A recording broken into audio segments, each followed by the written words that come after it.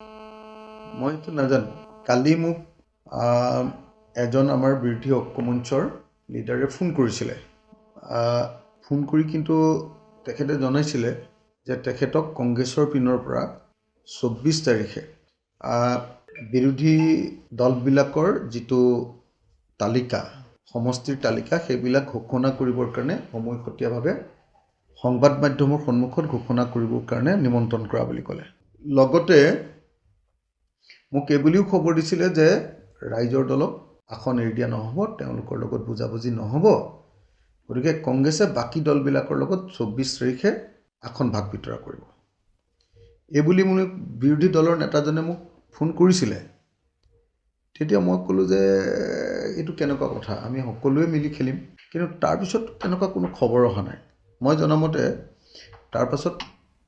বাকী দলবিলাকে অপ'জ কৰিছে যে আমি সবে একেলগেহে খেলিম বুলি আৰু গতিকে কথা পাতি ল'বলৈ কংগ্ৰেছক অনুৰোধ কৰিছে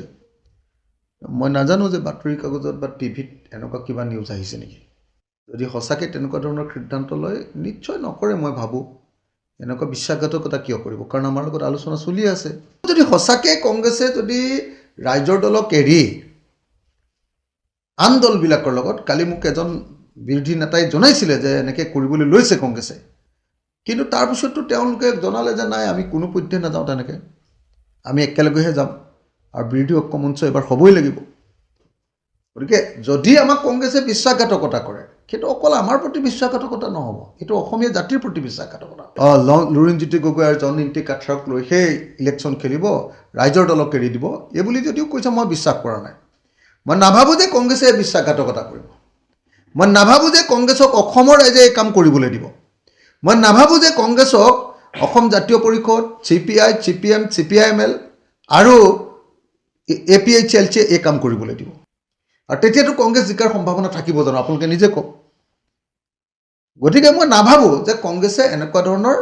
এটা খৰতকীয়া সিদ্ধান্ত ল'ব এনেকুৱা ধৰণৰ এটা হঠকাৰী সিদ্ধান্ত ল'ব বুলি মই নাভাবোঁৱেই এটা মানে অধ্যসত্য বাতৰি এটা যাতে আপোনালোকে প্ৰচাৰ নকৰে এইটো কিন্তু হয় যে কংগ্ৰেছে কালি কোনোবা দলক কৈছিলে যে 24 তাৰিখে আমি ৰাইজৰ দলক বাদ দিয়ে আনুষ্ঠানিক